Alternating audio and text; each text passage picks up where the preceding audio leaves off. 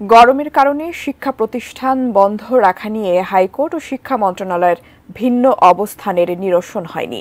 একদিন পার হলেও হাইকোর্টের আদেশ হাতে পায়নি শিক্ষা মন্ত্রণালয়। তবে বৃহস্পতিবার স্কুল কলেজ বন্ধ রাখা হতে পারে। তীব্র গরমের কারণে সোমবার হাইকোর্ট সারা দেশের সব শিক্ষা প্রতিষ্ঠান 2 মে পর্যন্ত বন্ধ রাখার আদেশ দেন।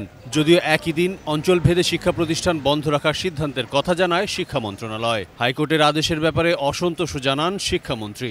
বিদ্যালয় সমূহ বন্ধ করার বিষয়ে একটি সুমোটো।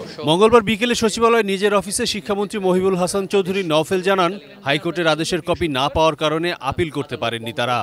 যেহেতু বৃহস্পতিবার আদালত বন্ধ, আমাদের কিন্তু আপিলেরও সুযোগ নেই। আজকে সর্বশেষ সুযোগটা ছিল, আমরা অপেক্ষমান ছিলাম যে আমরা নির্দেশনাটা পাবো।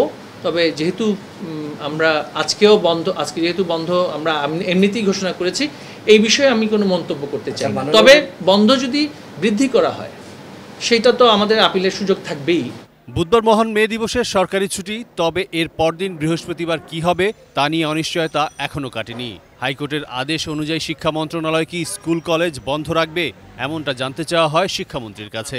সর্বোচ্চ আদালতের সিদ্ধান্তের সাথে আমরা শ্রদ্ধাশীল। আমরা এই বিষয়ে মন্তব্য আমাদের করার এই মুহূর্তে অবস্থান নেই, কারণ আমরা কিন্তু রায়ের কোনো আদেশ আমরা দেখিনি, তাই মন্তব্য আমি করব না। তো একটা কথাই বলছি যে আসলে নীরবতাটা হচ্ছে এক্ষেত্রে মানে সম্মানের লক্ষণ, সম্মতি নয়। সার্বিক শিক্ষা কার্যক্রম পরিচালনা বিশেষায়িত বিষয়ে মন্তব্য করে শিক্ষামন্ত্রী বলেন, সংশ্লিষ্টদের সঙ্গে আলোচনা করেই সারা দেশের স্কুল কলেজ বন্ধ না রাখার সিদ্ধান্ত নেওয়া হয়েছিল। এখানে অনেকেই সম্পৃক্ত, শিক্ষকগণ সম্পৃক্ত, সংশ্লিষ্ট অনেকেই সম্পৃক্ত। এখন আমরা যদি একটা নির্দেশনা এভাবে করে স্বপ্রণোদিত নির্দেশনা আমরা যদি পেয়ে থাকি, তাহলে সেটা আমাদের জন্য অত্যন্ত পরিচালনাগত বিষয়, সেটা অনেক কঠিন হয়ে দাঁড়ায়। উল্লেখ্য, প্রাথমিক ও গণশিক্ষা মন্ত্রণালয় সোমবারই জানায়, বৃহস্পতিবার পর্যন্ত প্রাইমারি পর্যায়ের সব শিক্ষা প্রতিষ্ঠান বন্ধ থাকবে। Arif Jamal, ATN news, Dhaka.